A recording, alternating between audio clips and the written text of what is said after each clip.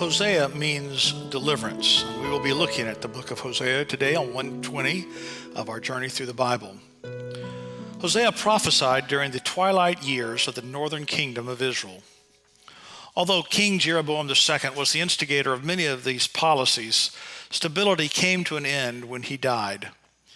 In rapid succession, 6 different kings ruled Israel during the next 25 years.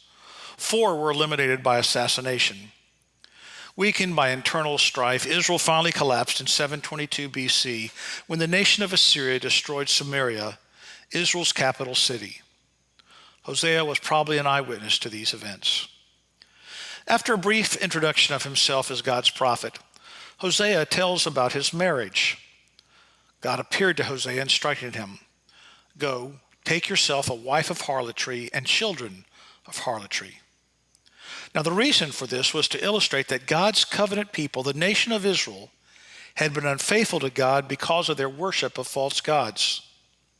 So Hosea did as the Lord commanded, taking a prostitute named Gomer as his wife. The first 3 chapters of the book report their stormy relationship as husband and wife. Soon after their marriage, Gomer bore 3 illegitimate children. Hosea gave them symbolic names. Jezreel, meaning God scatters. Lo Ruhamaha, meaning not pitied. And Lo Ami, meaning not my people. These names were to show that God was about to bring his judgment upon the nation of Israel because the people had fallen into worship of false gods. Just as the nation rejected God, Gomer eventually deserted Hosea and the children to return to prostitution. But Hosea's love for his wife refused to die. He searched until he found her in the slave market. Then he bought her back and restored her as his wife. This tender picture showed clearly that God had not given up on Israel, although the people had played the harlot many times by returning to their old life of pagan worship and enslavement to sin. Chapters 4 through 14 contain the prophet's messages of judgment against the nations of Israel and Judah. But the book ends on a positive note. In tender language, the prophet reminds the nation of God's undying love.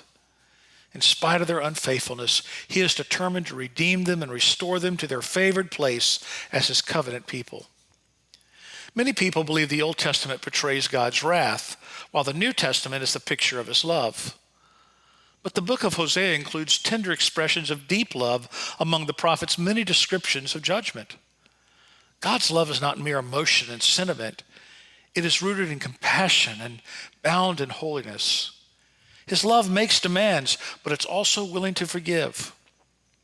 Throughout the book, the prophet speaks tenderly of the nation of Israel as Ephraim.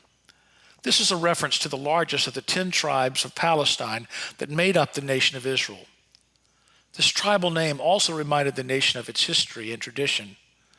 Through his own tormented life, Hosea presented a striking picture of the pain in God's heart because of the harlotries of his covenant people. Let me finish by reading from Hosea chapter 11. When Israel was a child, I loved him, and out of Egypt I called my son. The more they were called, the more they went away. They kept sacrificing to the Baals and burning offerings to idols. Yet it was I who taught Ephraim to walk. I took them up by their arms, but they did not know that I healed them. I led them with cords of kindness, with the bands of love, and I became to them as one who eases the yoke on their jaws, and I bent down to them and fed them. My people are bent on turning away from me, and though they call out to the Most High, he shall not raise them up at all. How can I give you up, O Ephraim? How can I hand you over, O Israel? How can I make you like Admah? How can I treat you like Zeboim? My heart recoils within me. My compassion grows warm and tender.